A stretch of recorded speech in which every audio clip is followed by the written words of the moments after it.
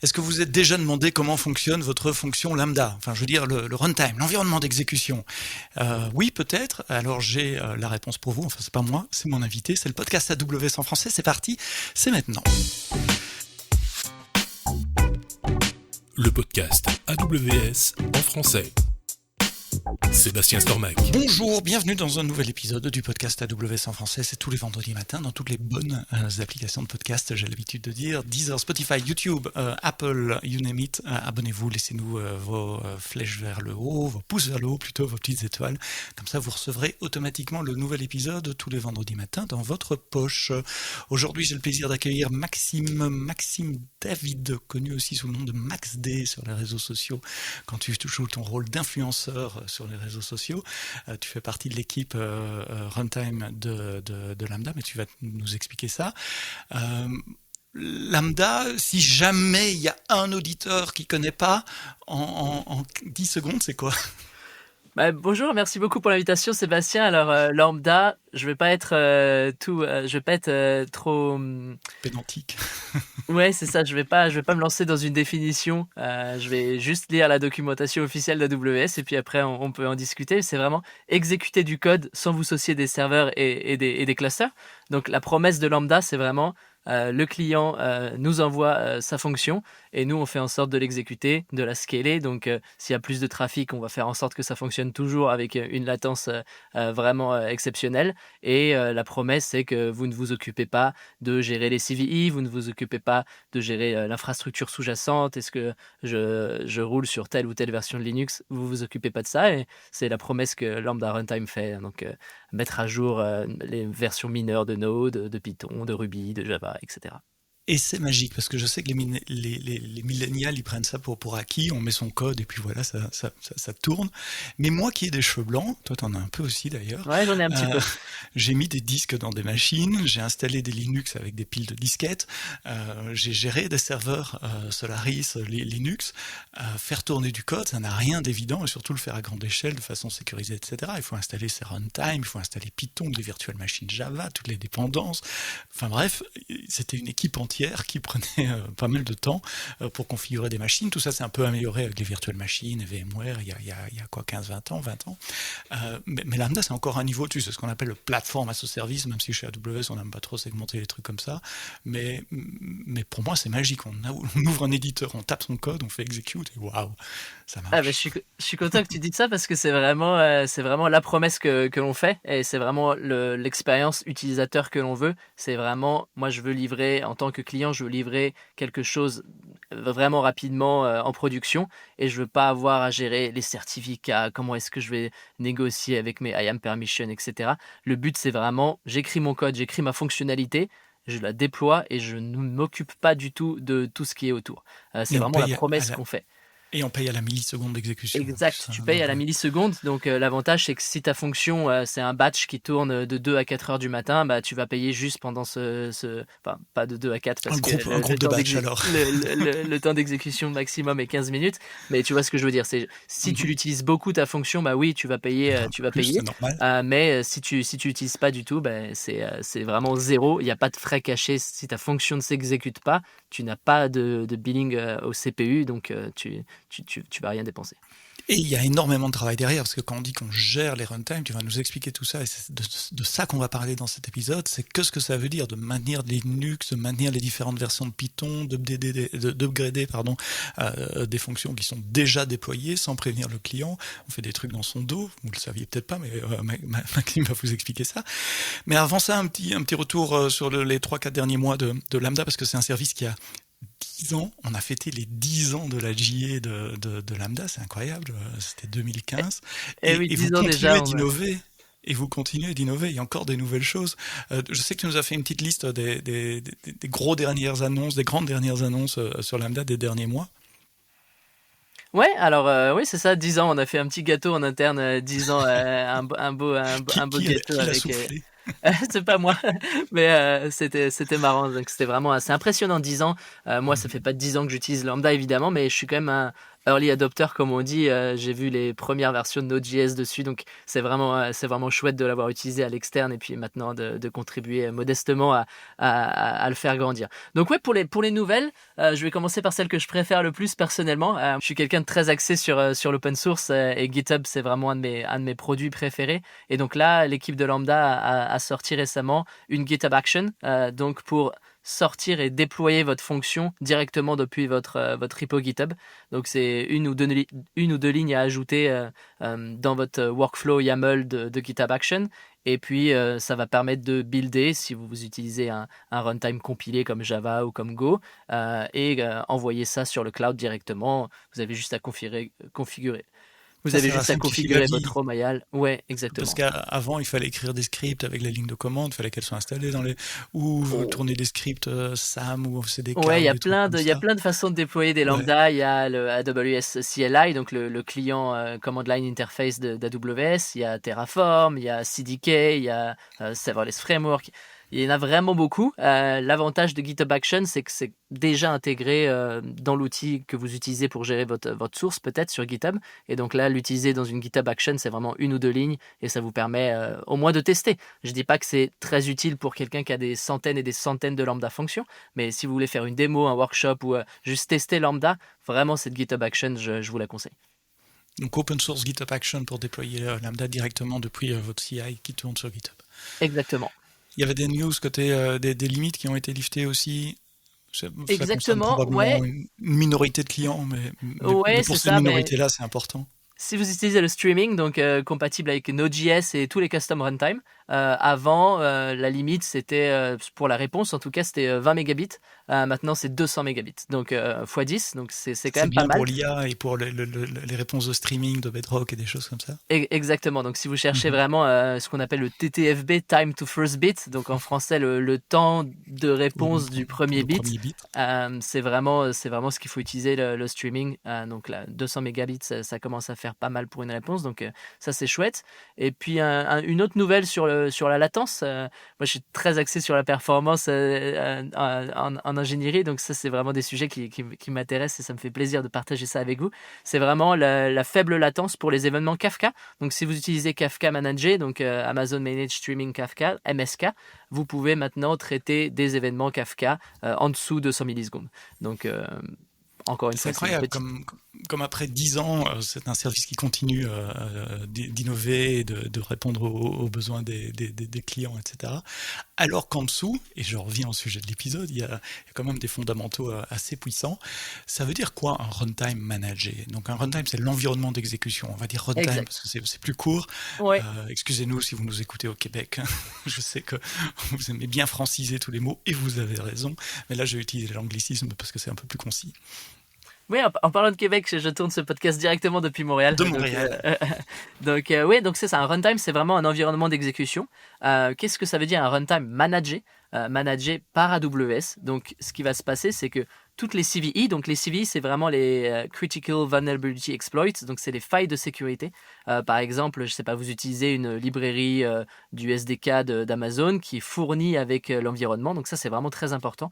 Quand vous allez déployer une lambda fonction, si vous faites un appel à S3, à DynamoDB, à IAM ou à CloudWatch par exemple, tous les services d'AWS, vous n'avez pas besoin de packager, d'embarquer avec vous ce SDK, on va le fournir pour vous. Ce qui veut dire qu'on va le mettre à jour aussi pour vous. Donc, vous n'avez même pas besoin de savoir quelle version est là. On essaie toujours de la mettre à jour. La S'il y a dernière, a priori, Ouais, la dernière. Alors, avec quelques jours de délai peut-être. Exact, il faut quand même vraiment faire très attention, on va en parler un petit peu plus tard, Okay. mais évidemment ça vient avec une énorme responsabilité puisqu'on hot swap, donc on change à chaud les versions en production sur vos lambda fonctions.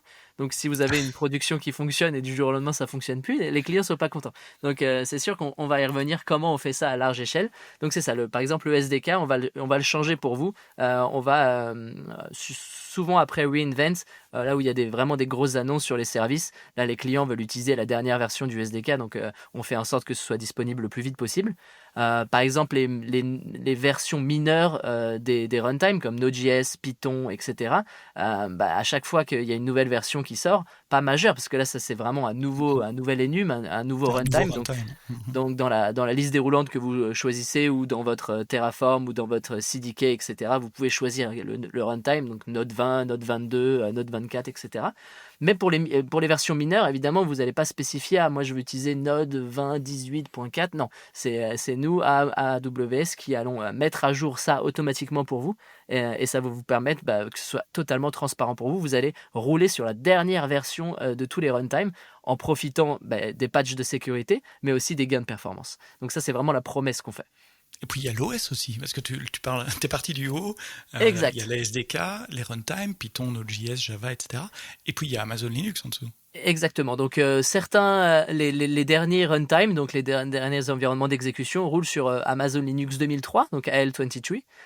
Et les plus anciens, exactement, 2023. Et les anciens, c'est Amazon Linux 2, tout court.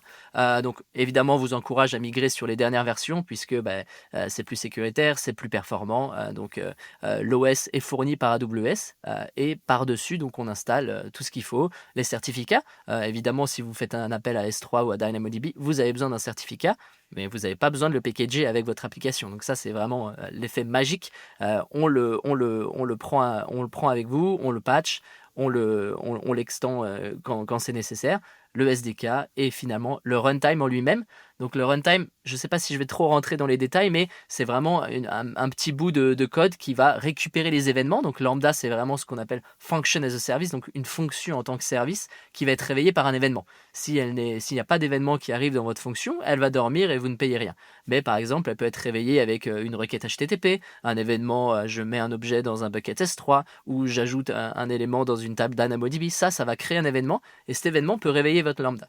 Donc notre équipe de runtime va récupérer cet événement, le donner à manger à la Lambda fonction qui va dire ok, j'ai reçu un événement, je vais le traiter et c'est parti. Et on l'a pas dit, mais ces environnements, ils tournent dans des micro-VM. Il y a beaucoup de gens qui pensent que Lambda, c'est des containers. Non, c'est pas des containers, parce qu'un container n'offre pas les garanties d'isolation suffisantes pour faire tourner deux containers du même client deux clients différents, sur la même machine. C'est pas une VM parce que ça prendrait trop de temps à démarrer, bien que certains disent que Lambda prend déjà parfois beaucoup de temps à démarrer. C'est une micro-VM basée aussi en open source, t'es fan d'open source, sur un gestionnaire de micro-VM qui s'appelle Firecracker. Firecracker, exactement. Donc, ce que tu dis est totalement vrai. L'isolation entre les clients et évidemment la sécurité extrêmement importante à AWS. Donc, on fait vraiment attention à ça. Par contre, c'est possible de déployer une fonction également. Donc, soit je fournis un zip ou un artefact de mon code. Voilà, c'est ça que ma fonction va faire. Je vous donne le zip et roulez-le sur Amazon. Ou c'est possible aussi, donc ça c'est ce qu'on appelle les runtime managés, sauf si on choisit un custom runtime, on peut y revenir un peu plus tard, mais si vous choisissez je veux Python 3.13, voilà, je vous donne mon zip et débrouillez-vous et faites-le rouler sur un managed runtime. Par contre, il est aussi possible de dire, moi je veux gérer 100% de mes dépendances, donc s'il y a une CVE, ça va être à moi de la patcher, et je suis d'accord avec ça, je veux mes propres certificats, etc. Donc là, c'est possible de construire une OCI image, donc en général Docker, mais ça fonctionne avec tous les gestionnaires qui produisent et qui respectent la norme OCI. On gère une OCI image et Lambda Function va utiliser cette OCI image en tant que déploiement, mais derrière, ça sera toujours une isolation Firecracker en dessous, comme tu l'as dit. Et ça, c'est super important de le dire, parce que je crois que c'est de là que vient la confusion, comme on peut déployer avec une image. Ce que les gens appellent une image Docker, ce qui est faux, c'est une image OCI, c'est un format de file system que Docker utilise, et qu'on utilise aussi pour déployer un environnement complet sur Lambda. Et parce que c'est ce même format, il y a beaucoup de gens qui disent, ah ben oui, Lambda, c'est Docker. Non, c'est juste le container qu'on utilise pour amener les fichiers sur la micro-VM. Exactement, on peut voir ça comme... Exact, on peut voir ça comme une boîte de transport, ça peut être un zip ou ça peut être une OCI image. Si c'est le zip, vous ne chargez pas de l'OS, vous ne chargez pas les certificats, vous chargez juste le code. Mais par exemple, si vous voulez rouler sur Alpine, par exemple, c'est possible. Vous créez votre from Alpine, vous embarquez votre muscle et pas la glibc, et puis c'est très possible aussi. Et dans votre équipe, vos délivrables, c'est quoi alors? Ce sont des OCI image pour toutes les runtimes qu'on voit dans la console, dans la drop-down de la console, tu les as dit, Alors c'est Node 18, Node 19, Node 20, Java Ouais. 22, machin. Alors, c'est une bonne question. En gros, notre équipe, elle est responsable de trois choses. La première, c'est de livrer des nouveaux runtime. Donc, à chaque fois qu'il y a une version majeure de Node, là, il y a Node 24 qui va sortir. Évidemment qu'on va se présenter et vous proposer une image Node 24 très rapidement. Donc, ça, c'est la première. Créer des nouveaux runtime. La deuxième, c'est patcher les runtime. Donc, comme on vous a dit, Node 22 continue d'évoluer. Il y a des CVE qui sont découverts tous les 2 jours, tous les 3 jours, toutes les semaines. On va continuer à patcher ça. Et le troisième, Enfin, oui, oui, bien sûr. le troisième, et puis j'ai une question sur le 2. Mais Le termine. troisième, c'est la déprécation. Donc évidemment, les runtime évoluent, mais on veut pas que les clients utilisent des versions trop anciennes, ouvertes à trop de CVE. Donc le but, c'est aussi d'avoir, évidemment, c'est documenté, d'avoir tout un calendrier de déprécation. Donc la première phase, ça va être, on vous autorise plus à créer de nouvelles fonctions ni d'updater des fonctions avec ce runtime. Puis après, c'est vraiment les invocations qui vont même plus atteindre votre fonction. Ah oui, carrément, Donc, jusqu'à bloquer les invocations. Après, ouais, pour le moment, je suis bombardé de mails parce que j'ai des fonctions, je crois que c'est en Node.js 16 qui est en cours de déprécation, qui va bientôt être et tous les jours, j'ai des mails à gauche et à droite, attention dans tel compte, attention dans tel compte, dans telle région, etc. ouais. Donc ça Alors, marche. Je oui, peux ça dire marche. côté client. Exact. Je reviens juste sur ce que j'ai dit. L'invocation, si la fonction existe toujours, ça va être possible, mais il sera plus possible de la mettre à jour. Donc, Ah ouais. si vous voulez changer votre code, c'est fini. Donc, si vous avez perdu le code source, etc., ça va être très compliqué. Donc, on encourage vraiment tous les clients à se mettre à jour sur les dernières versions de Node, de Python, et on fait toujours en sorte d'être le maximum rétro-compatible. Donc, en général, pour certains runtime, évidemment, si vous changez de Node 22 à Node 24 ou de Node 20 à Node 22, en général, évidemment, je dis bien en général, sauf dans des rares cas où on propose un guide de migration, c'est en général transparent. Sauf, Et indolore, hein, en général. évidemment, si vous utilisez des fonctionnalités spécifiques de Node Ouais. 24, évidemment non, mais pour une grande majorité des fonctions, il est possible de juste de changer le runtime. Évidemment, testez ça, ne prenez pas ça pour acquis. Il suffit pas juste de fermer les yeux et de changer le runtime. En général, ça fonctionne. Et évidemment, il y a des cas particuliers. Alors, je vais revenir sur l'aspect patching, parce que ça doit Oui. être une matrice horrible à gérer.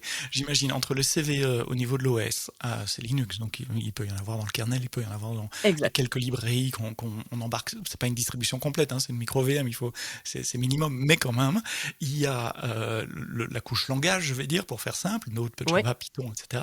Et puis, tu as dit qu'on embarque des SDK, la CLI Exact. AWS ou les SDK AWS pour le langage en question.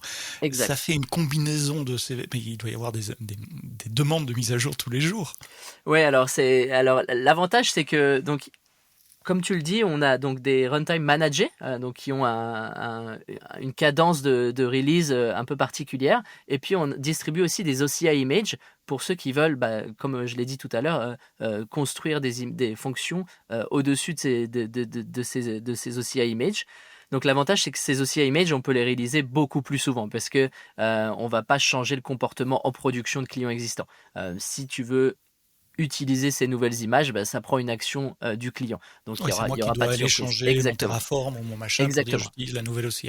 Exactement. Donc ça, dès qu'il y a une CVE, on va au plus vite, en tout cas, avec des tests évidemment, on peut pas réaliser n'importe quoi. Donc la fréquence de release des OCI images est vraiment très rapide, au plus rapide qu'on peut. Par contre, pour les manage runtime, évidemment, ça prend un peu plus de temps parce qu'il y a énormément de lambda fonctions, énormément d'invocations.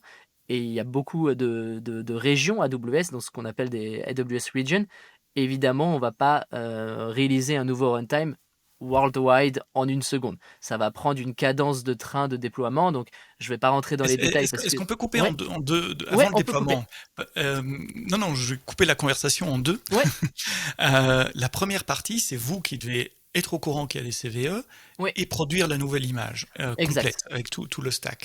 Et puis une fois que cette nouvelle image est là, il faut la déployer sur toutes les fonctions de tous les clients Exact. dans le monde. Donc Ouais. parlons de la première partie. C'est Parlons quoi de le la première workflow pour partie. savoir qu'il y a des CVE? Enfin, je suppose qu'il y a des feeds officiels Ouais. et le process pour générer des images qui vont être les futures images managées Exact. d'AWS. Donc si on part de la couche la plus basse, donc le noyau Linux, c'est vraiment Amazon, c'est vraiment une équipe spécialisée à Amazon qui s'occupe de ça. Donc j'imagine qu'ils ont des scanners dans tous les sens et dès qu'il y a un patch, ils vont réaliser une nouvelle image. Dès qu'ils réalisent une nouvelle image, nous on est notifié et donc on va utiliser ça en tant que base. Donc c'est vraiment, imaginez un Dockerfile, la première ligne c'est from ABC, imaginez que c'est ça. Donc dès qu'il y a une nouvelle version, nous on la récupère. Par-dessus ça, donc s'il y a des modifications du certificat, oui ou non, on peut les ajouter. Et par-dessus ça, donc on va patcher aussi donc Node par exemple, et puis le SDK. Donc comme tu dis, la matrice est très grande et il faut être bien sûr de ce qu'on fait parce que quand on change beaucoup de choses d'un coup et qu'il y a un problème, c'est compliqué. Donc c'est vraiment, on jongle vraiment, c'est à chaque release train, on est vraiment. Alors qu'est-ce qu'on embarque? Les CVE c'est toujours en premier, donc même si on a une feature qui est vraiment très importante pour les clients, il se peut qu'on la déplace parce que les CVE c'est vraiment la règle numéro 1. S'il y a une CVE, quoi qu'il arrive, on met en arrêt le train et on patch cette CVE pour qu'elle soit disponible le plus rapidement pour les clients. CVE, donc ça, c'est vraiment, Common Vulnerability Exposure, si j'en souviens bien. bien. Ouais, ça doit être ça. Ouais. Je connais pas exactement en gros, le terme. un bulletin d'alerte, une notification qui dit attention, il y a une faille de sécurité sur tel composant. Exact. Et c'est standardisé, c'est mondial. C'est standardisé et donc on a des scanners qui tournent en interne, mais chacun peut rouler le scanner sur les OCI qu'on publie aussi publiquement.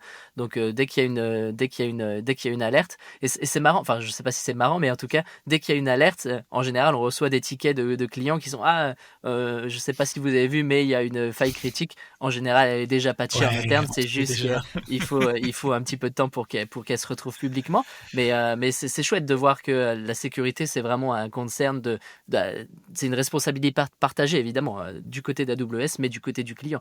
Parce que si le client embarque des nouvelles librairies par-dessus le manage runtime, évidemment, ça va être au client de patcher ça. Donc, nous, on est responsable de patcher notre scope, mais évidemment, à chaque fois qu'on ajoute une librairie du côté du client, c'est leur responsabilité de patcher ça. Et donc, vous avez des chaînes d'intégration continue, du CI de la mort, qui construit toutes ces images en parallèle avec des tonnes de tests, etc. Et au final, vous avez des OCI, c'est ça? C'est votre délivrable interne? Exactement. Donc, le délivrable interne, c'est une OCI. Le délivrable interne, c'est un petit peu différent. C'est basé sur OCI, mais avec une petite surcouche plus ou moins propriétaire. L'avantage de faire ça, c'est que, comme tu dis, notre chaîne de CI/CD est vraiment très complexe, puisque si on réfléchit bien, c'est ce qu'on livre, c'est pas bien compliqué. C'est une boîte avec un OS, un SDK, un runtime et des certificats. Mais enfin pour 15 langages, 2 exactement. OS. Exactement. Donc comme tu dis, il y a ce qu'on appelle les familles. Donc il y a Python, Node, Go, etc. Et dans ces familles, on supporte plusieurs versions en même temps. Donc il y a Python 3.11, 3.12, etc. Donc comme tu dis, la matrice est vraiment immense et ce qui est super intéressant, en tout cas pour moi et pour mon équipe, c'est vraiment de mettre en place les outils pour se dire je change un chiffre d'une major version ou d'une mineure version et boum, c'est parti pour des milliers et des milliers de tests qui roulent soit la nuit, soit le jour, etc. Et c'est vraiment fascinant de voir à quel point on est vraiment super focalisé sur le moindre edge case, le moindre cas à la marge. Ouais. Exactement. Donc c'est vraiment super important. Et puis dès qu'on a, évidemment, on n'est pas infaillible. Dès qu'on a eu un problème, on va évidemment créer toute une batterie de tests pour être certain que ce problème n'arrive plus jamais. Donc évidemment, il n'y a rien de manuel là-dedans. Enfin, aussi non, le départ de la chaîne, mais après tout est automatisé. Ça fait 10 ans qu'on construit ces systèmes. Exactement. Et pour être honnête, on n'est toujours pas là où on voudrait être. On est toujours en quête de recherche, d'être plus performant, d'avoir plus de tests qui roulent plus rapidement, etc. Donc évidemment, là, on est dans un spot vraiment très confortable en termes de sécurité et en termes de vitesse de livraison. Mais on peut toujours s'améliorer. Donc nos projets actuels visent évidemment à automatiser encore plus, à ce que ce soit encore plus rapide, etc. T'as une idée? Tu peux me dire oui je sais mais je peux pas le dire si c'est du nombre de combinaisons possibles. Il y a combien de ces images OCI d'environnement runtime managé? C'est une bonne question. On parle en centaines, je suppose. Oui, on parle en centaines parce que il y a 6 familles. Parmi ces 6 familles donc de runtime, Node, etc. Il y a des versions et parmi toutes ces versions, il y a différentes versions de SDK, il y a différentes versions de BaseOS, il y a différents certificats. Donc je n'ai pas le chiffre en tête, mais oui, c'est plus qu'une centaine de combinaisons. Ouais. Alors, vous avez ces images OCI, avec une petite couche propriétaire, j'ai bien entendu, mais enfin, vous avez ces images OCI à déployer. Et c'est là le truc un peu fou dans Lambda, que nous, en tant que développeurs ou clients, on ne se rend pas compte, c'est que vous allez changer le runtime en dessous de mon zip. Moi, je vous ai donné un zip, mais chaque fois que la fonction démarre, chaque fois qu'une nouvelle micro-VM démarre, c'est pas nécessairement la même boîte. Exactement. Donc la boîte, comme tu dis, on appelle ça le runtime. Donc c'est un peu trompeur parce qu'il y a le runtime Node.js, mais bon, ce qu'on appelle le runtime, c'est vraiment la boîte complète avec le base OS, certificat, exactement. Donc ça, si on regarde, si les clients regardent dans leur log, la toute première ligne d'exécution, donc c'est le init line, et on va afficher le runtime. Donc un runtime, c'est comme toutes les ressources chez AWS, ils ont un ARN, donc on regarde l'ARN et si vous êtes curieux, vous voulez savoir quel ARN roule en ce moment dans la région US East 1, vous pouvez le voir. Donc ça, c'est vraiment le runtime. Et comme tu dis, en effet, dès qu'on a un nouveau runtime, évidemment, on va le déployer pour une toute petite partie de la région et une toute petite partie de cette partition, etc. Donc région par région, ça fonctionne en ce qu'on appelle des waves. Donc la première wave, ça va être des régions plus ou moins grandes, puis de plus en plus grandes, etc. pour s'assurer qu'il n'y a pas de problème. Mais c'est ça, donc l'avantage c'est que le client ne voit pas ça, il ne déploie pas une nouvelle fonction et on change de façon sous-jacente la boîte d'exécution. Donc évidemment ça c'est très risqué pour nous, c'est pour ça qu'on a énormément de tests pour ça, parce qu'on ne veut pas que tout à coup j'ai mon système en production qui fonctionne super bien et parce qu'Amazon a fait un changement, tout casse. Ça c'est vraiment le scénario catastrophe qu'on essaye d'éviter et que pour l'instant on se débrouille pas trop mal. Ouais, j'ai jamais entendu d'histoire d'horreur de déploiement lambda qui impacte des milliers de fonctions de clients. Exact. Etc. Ça serait vraiment malhonnête de dire que ça n'est jamais arrivé pour quelques fonctions à la marge, mais évidemment à l'échelle majoritaire, bien plus que majoritaire d'ailleurs, 99% des fonctions, il n'y a jamais de problème. Évidemment, là je m'adresse plus aux développeurs. Je sais que c'est tentant, mais si quelque chose n'est pas documenté dans la documentation publique d'AWS, c'est parce que peut-être que le binaire qui est dans le runtime, oui, il est là, mais il ne fait pas partie du contrat entre les clients et Amazon. Donc peut-être qu'aujourd'hui, il va fonctionner parce qu'il est dans la version ABC et vous l'importez d'une façon plus ou moins officielle, mais malheureusement, ça, on peut pas garantir que ce binaire sera là sur la prochaine version. Par exemple, la version de curl... Si j'ai fouiné un peu dans l'environnement et que je trouve qu'il y a tel utilitaire dans user et que je commence à l'utiliser, si c'est pas documenté, c'est à mes risques et périls, quoi. La prochaine peut-être qu'il sera pas là. Exactement. Et ça, c'est vraiment toute notre responsabilité en tant qu'équipe runtime, il faut vraiment essayer de minimiser au possible la surface, pas d'attaque, mais la surface ouverte aux clients, parce que dès qu'on ouvre quelque chose, tu parlais tout à l'heure de la distribution Linux qui est vraiment minimale, eh bien oui, parce qu'à chaque fois qu'on ajoute le moins de package, le moins de binaire, ça devient le standard. CVE en plus. Ouais. Exactement. Donc ça devient une porte pour les CVE et les clients s'attendent à ce que si c'est dedans, je peux l'utiliser. Donc il faut vraiment, je vous encourage vraiment à lire bien la documentation, ce qui est entre guillemets autorisé et pas. C'est pas parce que ça marche aujourd'hui que ça fonctionnera demain si ça ne fait pas partie du contrat officiel. Je mets les liens évidemment dans les notes du podcast, vous allez retrouver la liste des runtime et ce qui est supporté, etc. Évidemment, vous ne changez pas les runtime des fonctions en cours d'exécution. Une fonction peut tourner pendant 15 minutes. Il n'y a pas de magie là. On ne peut pas changer l'OS d'une micro-VM pendant qu'elle fonctionne. Pas encore. Donc c'est uniquement quand la fonction est au repos. Quand la fonction est au repos, et même parfois ça peut arriver que, je sais pas, donc imagine tu as 10 événements qui arrivent, les événements sont un peu longs à être traités parce que ça prend 3-4 minutes, donc on va popper des VM comme ça, la première VM va prendre le premier événement, la deuxième un deuxième événement, mais il est très possible que la troisième, ce soit pile au moment où on va changer quelque chose et peut-être que là tu vas avoir le nouveau runtime donc de façon totalement transparente pour toi. Donc l'avantage évidemment, ça peut paraître un petit peu, ça peut faire peur de se dire moi j'ai mon environnement de production qui est super stable, j'ai pas du tout envie que Lambda me change mon environnement de runtime. Alors pour ça il y a deux solutions, soit vous vous dirigez vers les OCI Image, donc vous êtes en contrôle total, mais par contre évidemment vous perdez la flexibilité de se dire mon runtime est toujours à jour, les CVE sont toujours à jour, etc. Et l'autre c'est un projet qu'on a sorti l'année dernière ou il y a 2 ans qui s'appelle Runtime Management Control. Donc le contrôle des runtime de façon manuelle par le client, il peut se dire moi je ne veux pas que cette fonction prenne des updates, ou alors je veux revenir à une version précédente d'un runtime. Donc par exemple, dans des rares cas où quelque chose peut bloquer, soit parce qu'AWS a fait quelque chose de mal, soit parce que le client utilise quelque chose qui n'avait pas été documenté, et auquel cas, dans de rares cas, ça peut casser. À ce moment-là, le client peut se dire « Ok, c'est pas grave, je peux revenir à une version précédente, donc grâce à l'ARN encore une fois, et de se dire cette fonction ou ce set de fonctions ne prendra plus jamais d'update et je me fixe à cette version. » Évidemment, c'est très pratique pour certains cas, mais cela vient avec une pénalité de latence. Parce que, sans rentrer trop dans les détails, quand les environnements démarrent, en général, les runtimes qui sont présents sur ces environnements sont les dernières versions.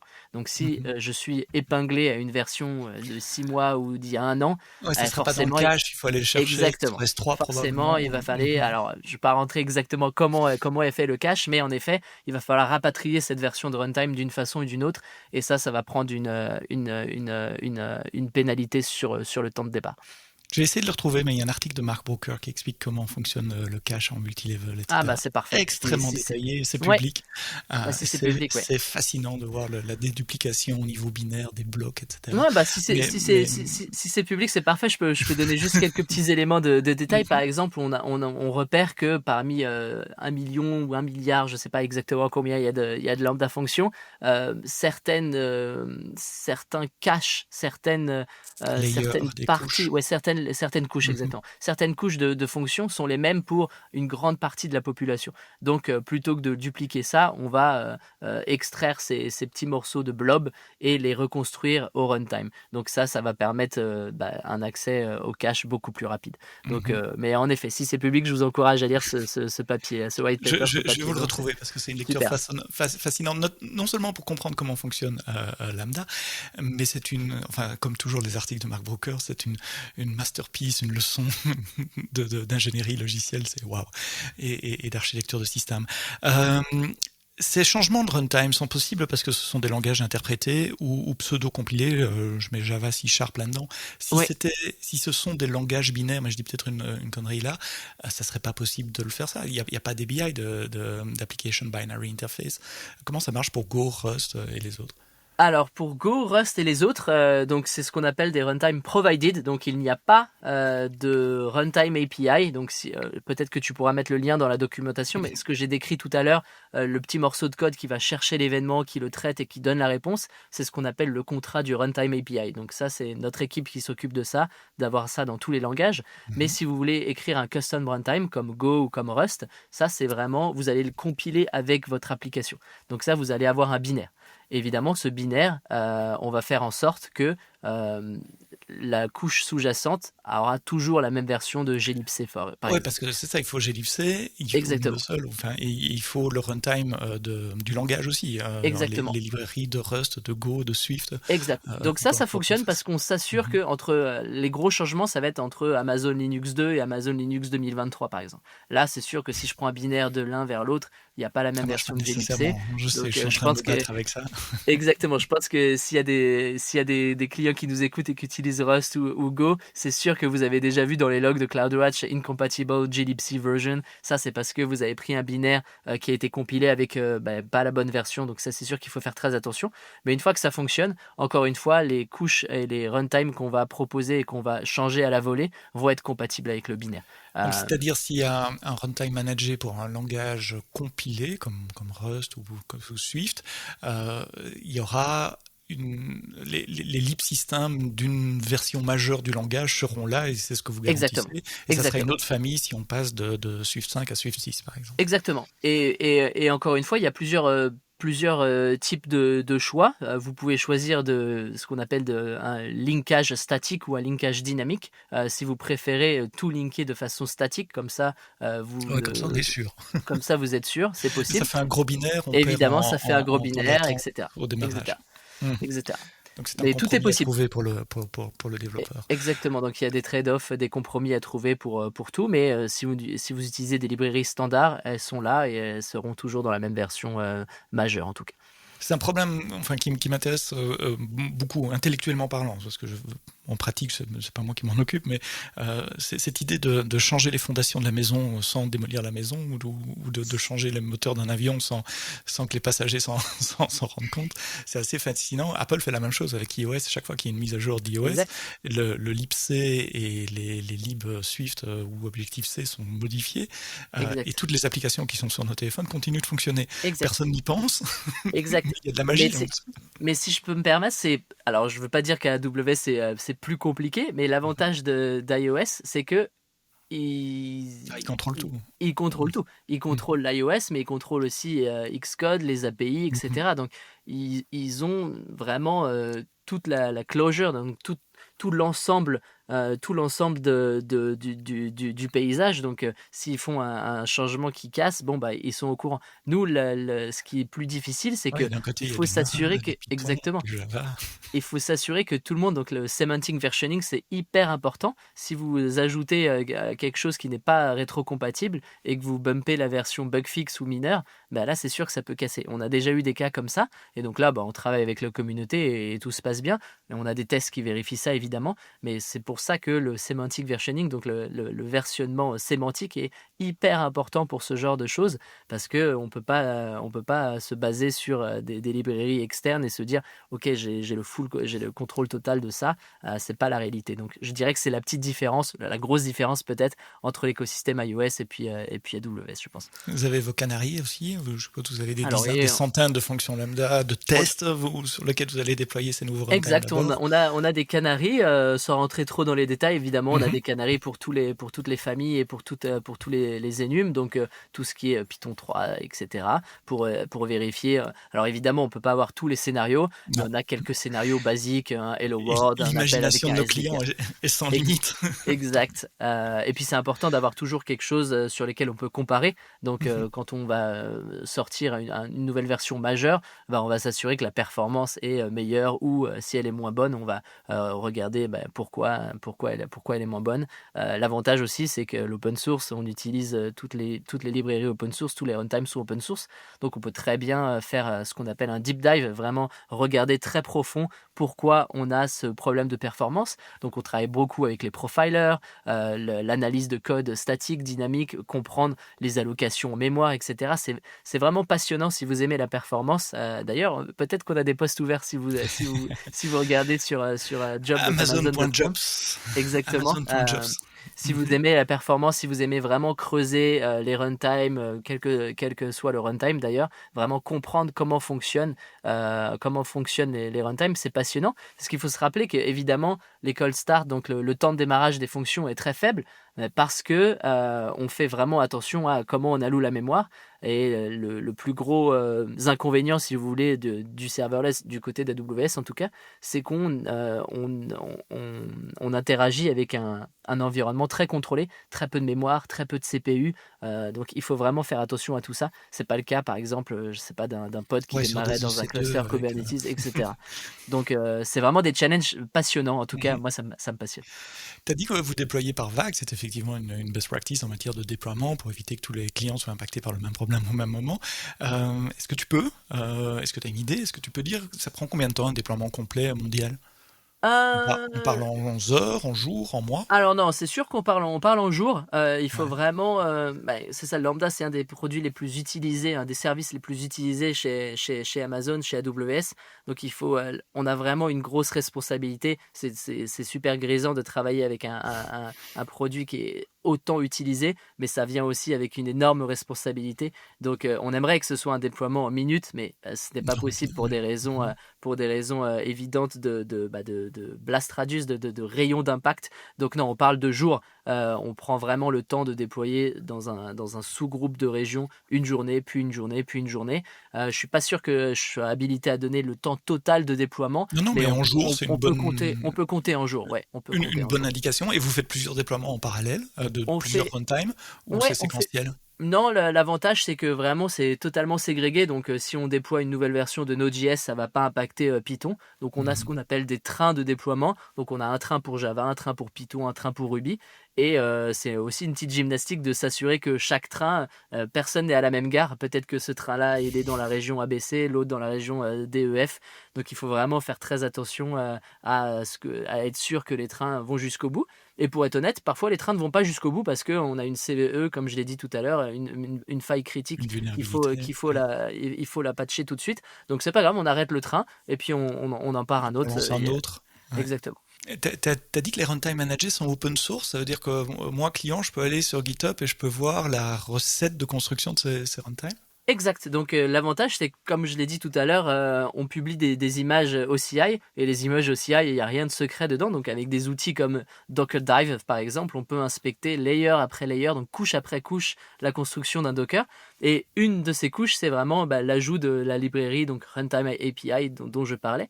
Donc par exemple en Node.js, en Python, c'est vraiment très facile à lire, mais en Java, c'est des classes compilées. Donc évidemment, on peut les décompiler, etc. Mais il n'y a pas vraiment d'intérêt pour nous de cacher cette recette-là.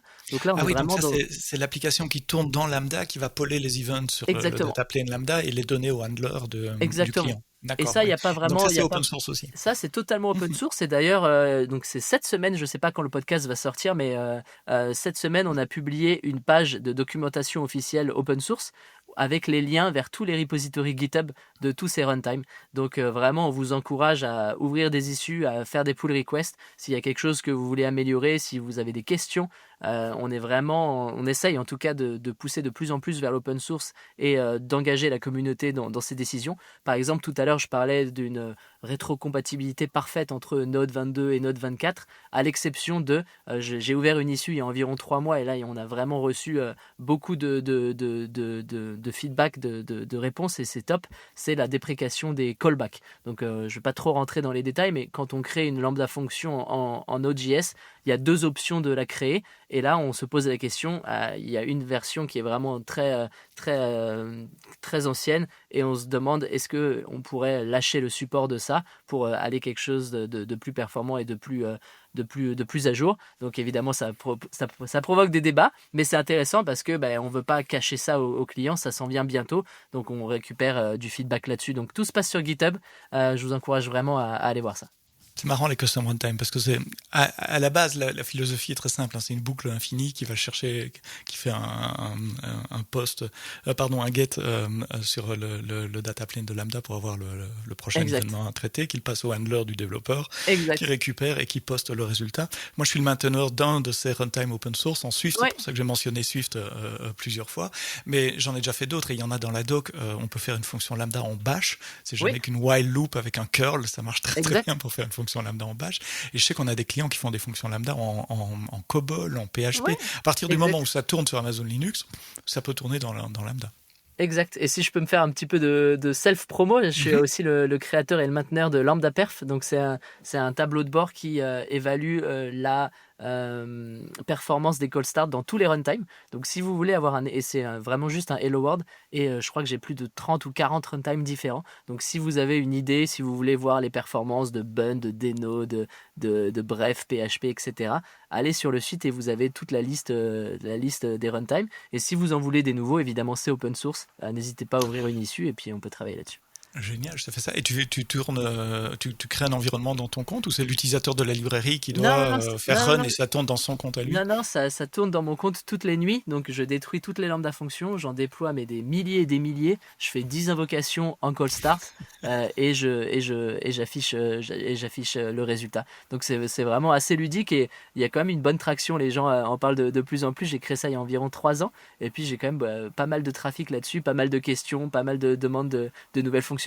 Donc c'est un petit projet. Donc évidemment, ce n'est pas du tout affilié à AWS. Non, c'est ton projet personnel, c'est ça. C'est vraiment différent. Mais ça, si vous voulez faire un tour, n'hésitez pas. Bien, une conversation passionnante. En tout cas, Maxime, merci d'avoir répondu à mes questions parfois naïves ou essayant de te faire dire des choses que tu peux pas dire. Je suis désolé. sur le nombre de fonctions lambda qui tournent dans AWS, mais c'est un secret jalousement gardé. Maxime David, tu es Senior Developer Engineer dans l'équipe Lambda Runtime. Cocorico, je ne l'ai pas dit, mais le gros de cette équipe est en Europe. C'est de l'engineering européen. Exact. Donc, alors, Lambda, il y a beaucoup d'équipes Lambda, mais Lambda Runtime est entièrement à Dublin. Sauf moi qui viens de déménager à Montréal, mais oui, tout est à Dublin. Allez, un petit cocorico en plus. Merci Maxime pour tes explications. Merci à vous d'avoir écouté le podcast AWS en français jusqu'au bout. Rendez-vous vendredi prochain pour un nouvel épisode. Mais d'ici là, quoi que vous codiez, avec Lambda évidemment, codez-le bien.